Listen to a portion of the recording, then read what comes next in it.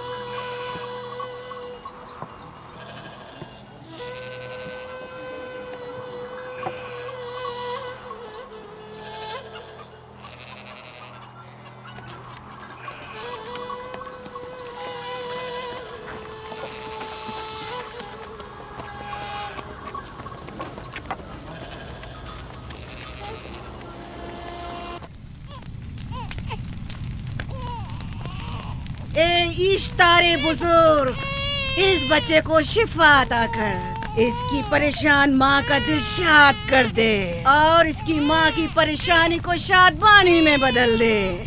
اے میرے خدا، اس بچے کو شفا عطا کر۔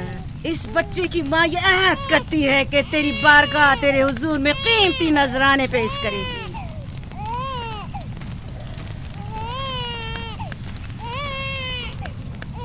میں نے اشتار عظیم سے تمہارے بچے کی زندگی کی دعا کی ہے، اس نے میری دعا سن لی۔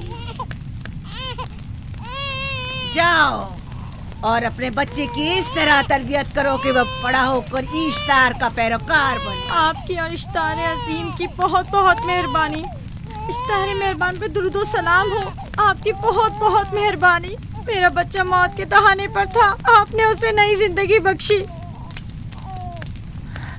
اشتار عظیم بزرگ اشتر کو سلامت رکھے، اشتر کی حفاظت فرمائے۔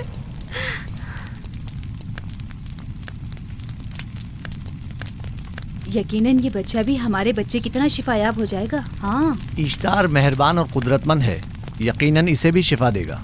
یقیناً ایسا ہی ہے۔ چلیں چلو چلیں۔ یہ تم لوگوں کو کیا ہو گیا ہے؟ تم لوگ جو خود مسجود ملائک ہو، اپنے ہی بنائے ہوئے خداؤں کے سامنے ماتھا ٹیکتے ہو۔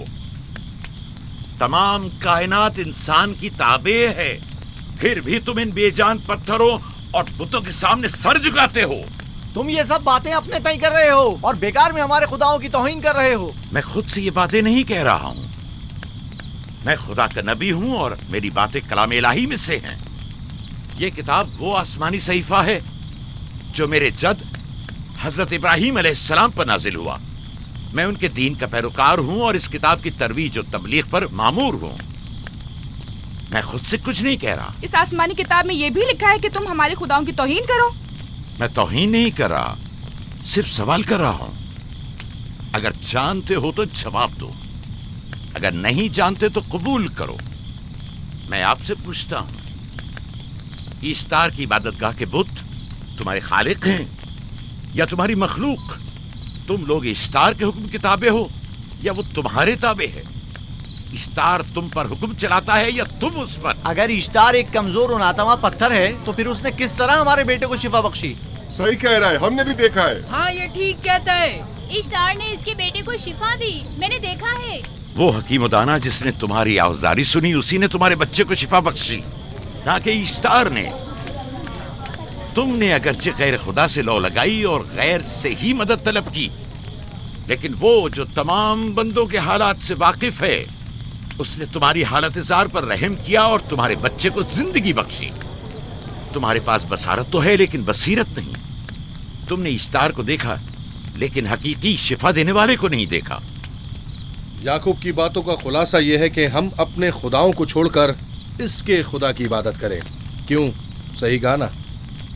भला हमारे खुदाओं से हमें क्या मिल गया जो तुम्हारा खुदा देगा? मैं तुम लोगों को खुदा यकता की परस्तिश की दावत दे रहा हूँ, कायनात की हर शय से बाला। हम क्या जाने कि तुम्हारा खुदा बाकी दीगर खुदाओं से बेहतर और बरतर है? क्या मालूम कि तुम और तुम्हारा खुदा माबुद इश्तार के काहिनों की तरह सेम उज़र जमा करने और अपने मुनाफे के उसूल की फिक्र में नहीं हो। सब जानते हैं कि मैं लाबान का गल्ला चराता हूँ और मेरे पास अपना ज़ाती कुछ नहीं है। क्या मैंने अब तक आप लोगों से उजरत तलब की है? क्या अब तक सिवाय मेहनत और मशक्कत के कुछ और करते देखा है? अगर बाद में उजरत तलब कर ली तो? अब तक तुम्हारे पास ताकत नहीं थी, वरना तुम भी काहिनों से कुछ कम नहीं होते। तुम सब एक जैसे हो, सिर्फ अपने मफादात की फिक्र में रहते हो और अपने पेटों को भरने और खजानों के अंबार जमा करने में लगे रहते हो। तुम हक बजानिब हो। तुमने अपना इकलौता बीमार बेटा खोया है और किसी ने भी तुम्हारी मदद नहीं की, ना ही ईस्टर जादूगरनी ने और ना ही माबुद के खुदा इश्तार ने। अगर तमाम खुदाओं से भी मुंह मोड़ लो तब भी हक बजानिब हो। मुझे माबूद के आजिज खुदा इश्तार से कोई सरोकार नहीं। मैं तुम्हारे नादीदा खुदा के बारे में बात कर रहा हूँ। हमने इन बेजान पत्थरों के खुदाओं से क्या कुछ नहीं सहा, अब किसी और खुदा के मुतहम्मिल नहीं हो सकते। माबूद के काहिन आ गए। यहाँ से जल्दी निकलो। भाग जाओ फारिस, भाग जाओ।